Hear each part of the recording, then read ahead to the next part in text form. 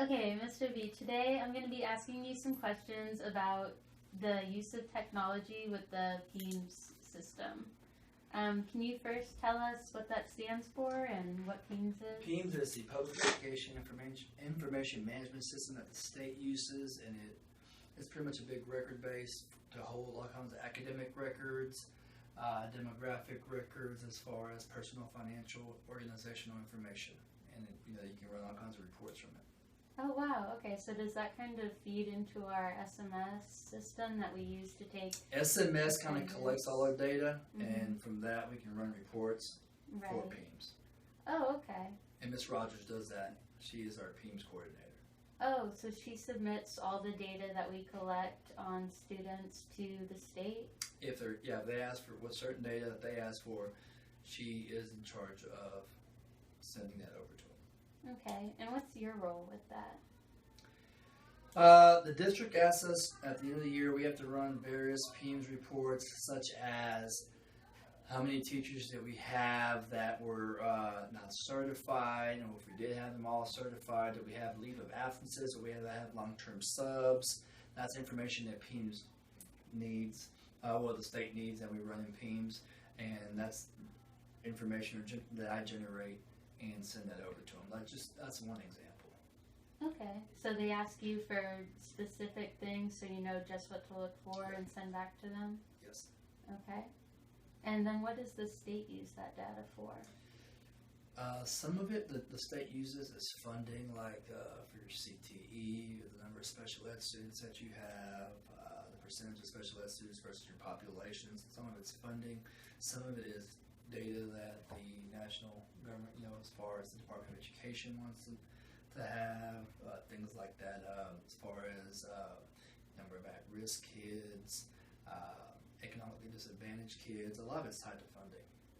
Okay, so who else is involved with that besides you and Karen Rogers on campus? Well, a lot of the administrators, because you run PEAMS for discipline reports, attendance reports, and that's all information the state gathers. So any of the APs can generate those reports. Counselors as well, for how many kids are graduating, how many kids we have that graduate, the percentage that we have to graduate, demographic reports, percentage of African Americans, Hispanics graduating, how many of them are graduating distinguished, stuff like that. Okay, so does that affect our accountability? Is that what they use to determine our... Some of them, but for that we have the TASE system, which is kind of a different entity, but a lot of the information and data is similar.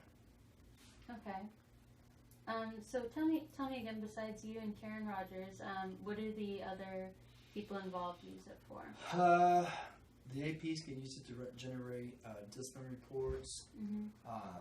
Just see the percentage of kids that are maybe at level 1, level 2 infractions, how many DAP placements we've had out the year.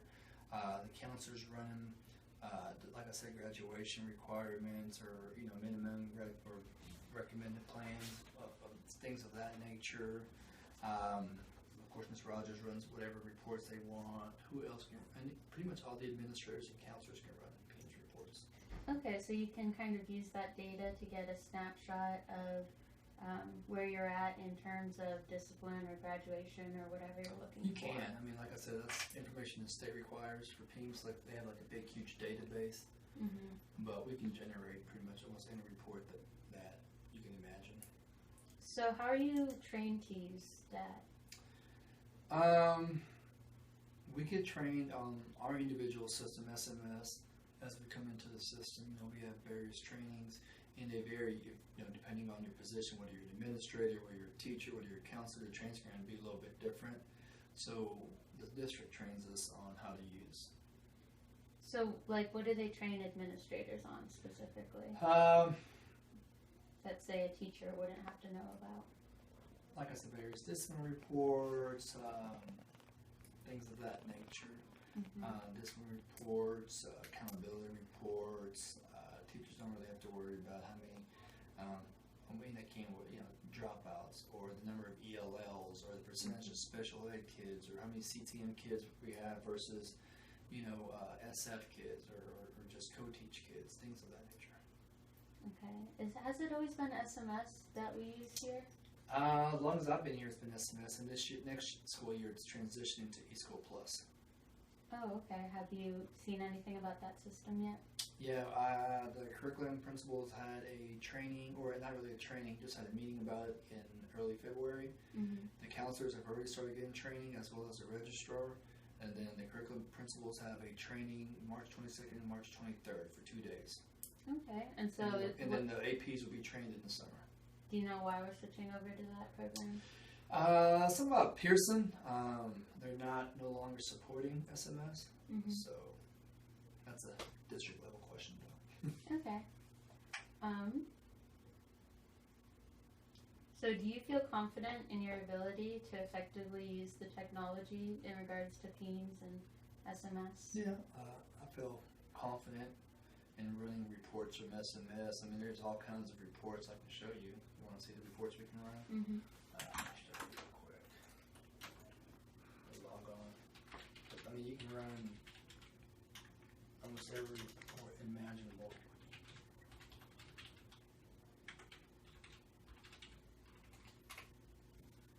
And I'm gonna have you show the camera, not me. So. Yeah, no. So I'm going to my reports, and you go to all reports.